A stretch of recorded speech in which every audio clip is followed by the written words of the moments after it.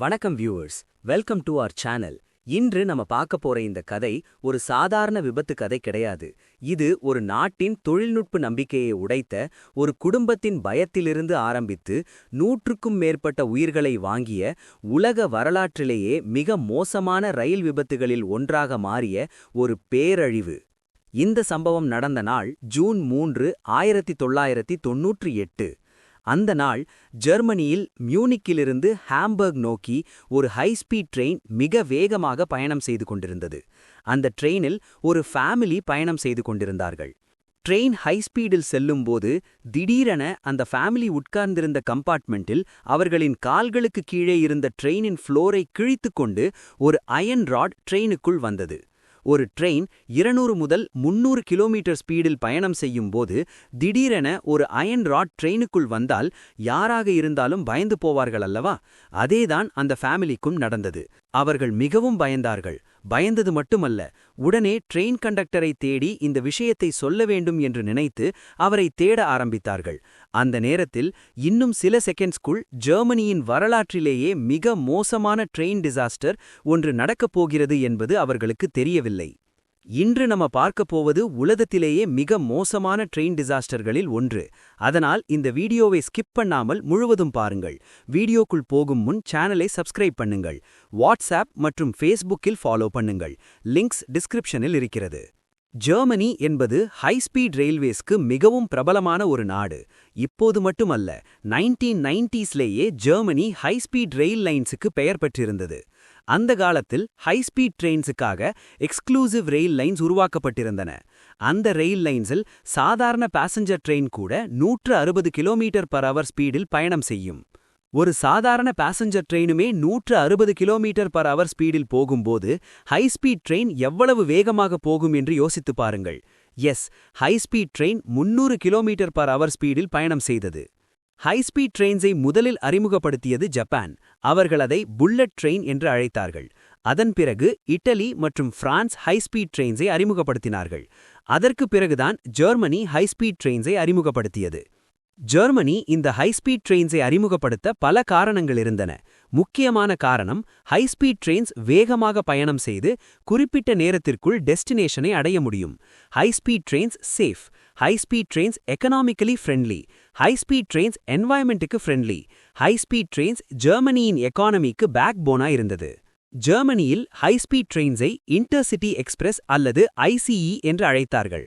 அந்த காலத்தில் இந்த ஹைஸ்பீட் ட்ரெயின்ஸை அறிமுகப்படுத்தி இயக்கிய கம்பெனி டாய்ச் பேன். ஆரம்ப காலங்களில் ஐசிஇ ட்ரெயின்ஸ் மிகவும் பிரபலமாக இருந்தது.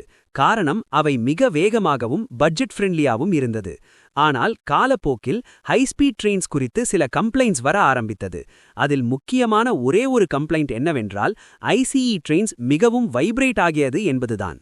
இந்த வைப்ரேஷனை புரிந்து கொள்ள பஃபே காரை எடுத்துக்கொள்ளுங்கள். பஃபே கார் என்பது ட்ரெயினில் ஃபுட் கம்பார்ட்மெண்ட்.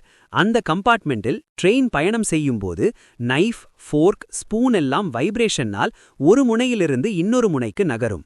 அதைவிட பெரிய விஷயம் என்னவென்றால், ஒரு கிளாஸ் டம்ளர் கூட மெதுவாக நகர்ந்து இன்னொரு பக்கம் சென்றுவிடும். இந்த வைப்ரேஷனை பாசஞ்சர்ஸ் தெளிவாக உணர ஆரம்பித்தார்கள். கம்ப்ளைண்ட்ஸ் அதிகரிக்க டாய்ச் பேன் இந்த பிரச்சனையை அனலைஸ் செய்ய ஆரம்பித்தது. அனாலிசிஸில் அவர்களுக்கு தெரிந்தது, இந்த வைப்ரேஷன் ட்ரெயினின் வீல்ஸில் இருந்து வருகிறது என்பதுதான். அதுவரை ட்ரெயின்ஸில் மோனோபிளாக் வீல்ஸ் பயன்படுத்தப்பட்டு வந்தது. மோனோபிளாக் வீல் டிசைன் என்பது அதன் இன்சைட் ஃபுல் டயமீட்டராகவும் அவுட் சைட் ஹாஃப் டயமீட்டராகவும் இருக்கும். இந்த டிசைனின் அட்வான்டேஜ் என்னவென்றால், வீல்ஸ் ட்ராக்கை விட்டு வெளியே செல்லாது. வீல்ஸ் ஸ்ட்ரெயிட்டா பயணம் செய்யும். இது ஒரு சிறந்த டிசைன். ஆனால் இதன் டிஸ்அட்வான்டேஜ் என்னவென்றால், வீல்ஸ் அன்ஈவனா மூவ் ஆகும். வீல்ஸ் அன்ஈவனா மூவ் ஆனால் என்ன நடக்கும்? வீல்ஸ் ஸ்ட்ரெயிட்டா மூவ் ஆகும்போது வைப்ரேஷன் உருவாகும். ஜெர்மனியில் ட்ரெயின்ஸில் உருவான வைப்ரேஷனுக்கு இதுவே காரணம் என்று அவர்கள் கண்டுபிடித்தார்கள். ப்ராப்ளம் வீல்ஸில் இருக்கிறது என்றால், வீல் டிசைனை மாற்றினால் வைப்ரேஷனை சரி செய்ய முடியும் என்று டாய்ச் பேன் முடிவு செய்தது. ரிசர்ச் ஆரம்பித்தார்கள். ரிசர்ச்சின் முடிவாக ஒரு புதிய வீல் டிசைன் உருவானது. அந்த வீலில் சென்டரில் ஒரு மெயின் கோர் இருக்கும். அதை சுற்றி ஒரு மெட்டல் வீல் இருக்கும். அந்த கோருக்கும் மெட்டல் வீலுக்கும் நடுவில் ஒரு ரப்பர் டேம்பர் இருக்கும். இந்த ரப்பர் டேம்பர் வைப்ரேஷனை ரெடியூஸ் செய்ய உதவுகிறது. இந்த மாதிரி வீல் டிசைனை அவர்கள் முதன்முறையாக டெஸ்ட் செய்கிறார்களா என்றால் இல்லை. ஜெர்மனி நகரங்களில் ஓடும் டிராம்ஸில் இதே டிசைன் வீல்ஸ் ஏற்கனவே பயன்படுத்தப்பட்டு வந்தது. அந்த டிராம்ஸ் ஸ்லோவா ஓடும். ஸ்லோ ஸ்பீடில் இந்த டிசைன் எந்த ப்ராப்ளமும் கிரியேட் செய்யவில்லை. ஆனால் இப்போது இதே டிசைனை உலகின் மிக வேகமான ட்ரெயின்ஸில் இன்ட்ரோடியூஸ் செய்ய போகிறார்கள்.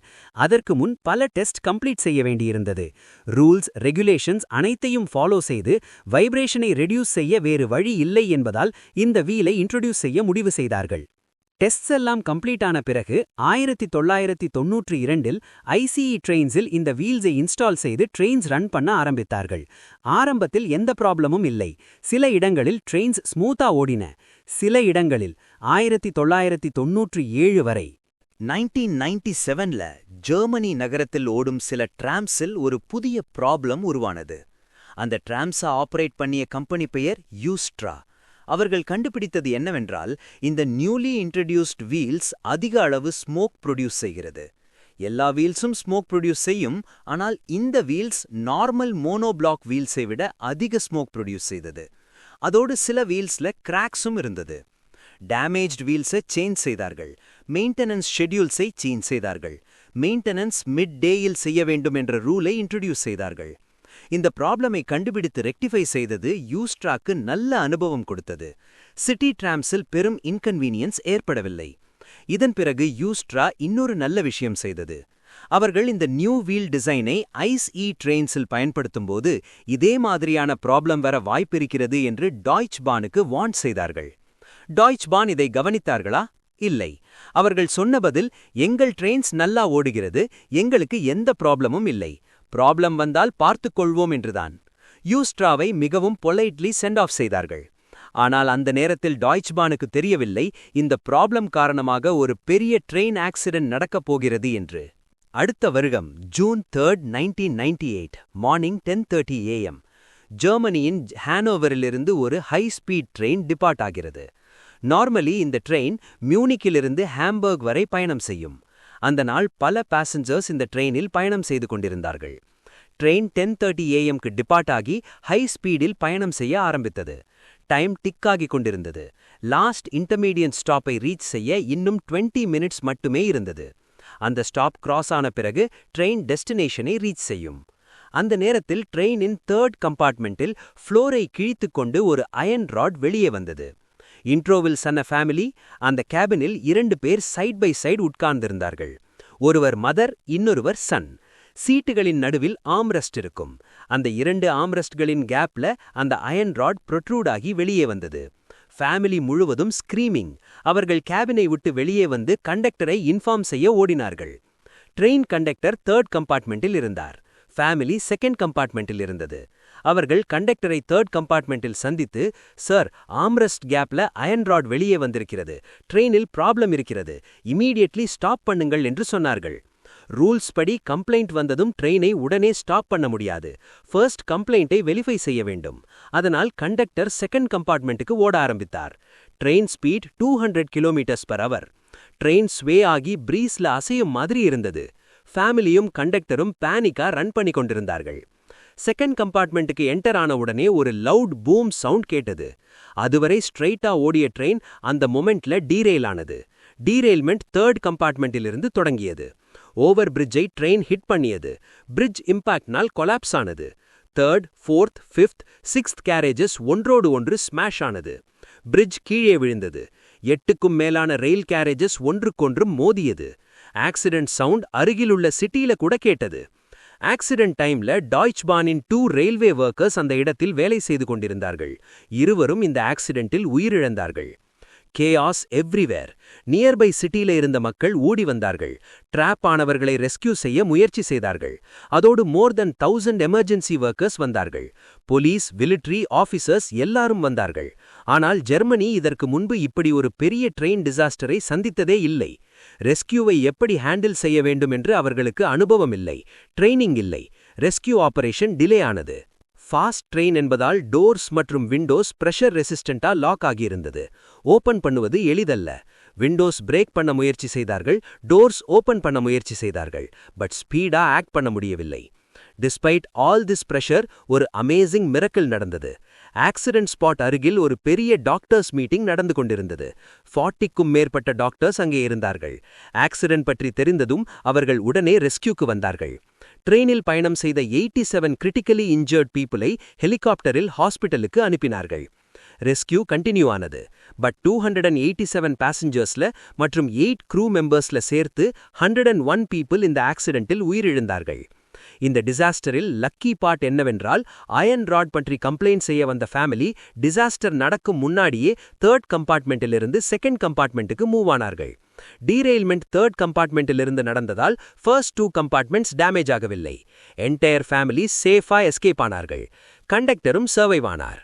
101 பீப்புளை கொன்ற இந்த ஆக்சிடென்ட் ஜெர்மனிக்கு ஒரு ஹியூஜ் ஷாக். ஜெர்மனி இதற்கு முன்பு இப்படி ஒரு பெரிய ஆக்சிடென்ட்டை பார்த்ததே இல்லை. ஷாக் வேவ்ஸ் முழு நாட்டிலும் பரவியது. ரீசன் கண்டுபிடிக்க Fraunhofer institute of structural durability and system reliability, ஷார்ட்டா ஃப்ரான்ஹாஃபர் LFD இன்வெஸ்டிகேஷன் ஆரம்பித்தது. ஆக்சிடென்ட் சைட்டை இன்ஸ்பெக்ட் செய்தார்கள். புரோக்கன் கம்பார்ட்மெண்ட்ஸை அனலைஸ் செய்தார்கள். ஃபர்ஸ்ட் ஃபைண்டிங் என்னவென்றால், ஃபேமிலி முதலில் பார்த்த அயர்ன் ராட் உண்மையில் ட்ரெயினின் கீழே இருந்த வீலின் மெட்டல் டயர் தான். டேமேஜ்ட் வீலை இன்ஸ்பெக்ட் செய்யாமல் ரன் பண்ணியதால் அவுட்டர் மெட்டல் டயர் பிரேக் ஆகி அயர்ன் ராடா ஃப்ளோரை கிழித்து ட்ரெயினுக்குள் வந்தது. ஃபர்தர் இன்வெஸ்டிகேஷன்ல ஃப்ளோர்ல பல அயர்ன் ஸ்பிளின்ஸ் ஸ்பேட் ஷேப்ல ஸ்டிக்கிங் அவுட் இருந்தது. இமேஜின், ட்ரெயின் ஸ்டார்ட் ஆகும் முன்பே வீல் எவ்வளவு டேமேஜ் ஆகியிருக்கும் என்று. ரப்பர் டேம்பர் ஃப்ளோருக்கு ஸ்டக் ஆகி டேமேஜ் ஆனது. ரிமைனிங் மெயின் கோர் அலோன் ட்ராக்கை ரப் பண்ணி அப் அண்ட் டவுன் ஷேக் ஆகி அலைன்மெண்ட் மிஸ் ஆனது. வீல் இன்சைட் ட்ராக்கை மட்டுமில்லாமல் அவுட் சைடையும் ரப் பண்ணியது. அலைன்மெண்ட் மிஸ் ஆனதால் 3rd கம்பார்ட்மெண்ட்டில் டீரெயில்மெண்ட் கம்ப்ளீட்டா கிராஷா மாறியது. ஃப்ரான்ஹாஃபர் ரிப்போர்ட் கிளியரா சொன்னது, இந்த டிசாஸ்டருக்கு காரணம் வீல் டிசைன் ஃபெயிலியர். 1992ல வார்னிங் கொடுத்தோம், 1997ல யூஸ்ட்ரா வார்னிங் கொடுத்தது. 2 சான்சஸ் இருந்தது. டாய்ச் பாண்ட் பயன்படுத்தவில்லை. இன்ஸ்பெக்ஷன் மெத்தடும் ஃபால்ட்டி. டார்ச் காட்டி கிளான்ஸா பார்த்து வீல் ஓகேன்னு விட்டார்கள். ப்ராப்பர் இன்ஸ்பெக்ஷன் இல்லாமல் டேமேஜ்ட் வீலை ரன் பண்ணியது. மெயின் ரெஸ்பான்சிபிலிட்டி டாய்ச் பானுக்கு தான். கண்டக்டர் ஃபால்ட் இல்லை. கஸ்டமர் சர்வீஸ் தான் அவருடைய ஜாப். டெக்னிக்கல் ரெஸ்பான்சிபிலிட்டி இல்லை. டாய்ச் பான் ரெஸ்பான்சிபிலிட்டியை அக்செப்ட் செய்தது. காம்பன்சேஷன் செட்டில் செய்தது. கிளைம்ஸ் செட்டில் செய்தது. 3 பீப்புள் கிரிமினலி சார்ஜ் செய்யப்பட்டார்கள். லேட்டர் கம்பெனி ஃபைட் செய்து ரிலீஸ் செய்தது. திஸ் ஆக்சிடென்ட் ஜெர்மனி ரெயில் நெட்வொர்க்கை ஃபார் எவர் சேஞ்ச் பண்ணியது. ரப்பர் டேம்பர் வீல்ஸ் ரிமூவ் செய்யப்பட்டது. மோனோபிளாக் வீல்ஸ் ரீஇன்ட்ரடியூஸ் செய்யப்பட்டது. ட்ராக்ஸ் மாடிஃபை செய்யப்பட்டது. பிரஷர் ரெசிஸ்டன்ட் டோர்ஸ் மற்றும் விண்டோஸ் ரிமூவ் செய்யப்பட்டது. ஆக்சிடென்ட் சைட்டில் மெமோரியல் பில்ட் செய்யப்பட்டது. 101 செரி பிளான்ஸ், 101 ஸ்டோன்ஸ், எண்டில்லாத ஸ்டோன் ஸ்டேர்கேஸ். இதோடு ஜெர்மனி மட்டுமில்ல, உலக வரலாற்றிலேயே மிக மோசமான ட்ரெயின் டிசாஸ்டர் ஒன்று முடிவுக்கு வந்தது. இந்த டிசாஸ்டர் நமக்கு சொல்லும் பாடம் என்ன? டெக்னாலஜி எவ்வளவு அட்வான்ஸ்டா இருந்தாலும் சேஃப்டியை இக்னோர் பண்ணா அதன் விலை மனித உயிர்கள்தான். இதை பற்றி உங்க கருத்தை கமெண்ட்ல சொல்லுங்க.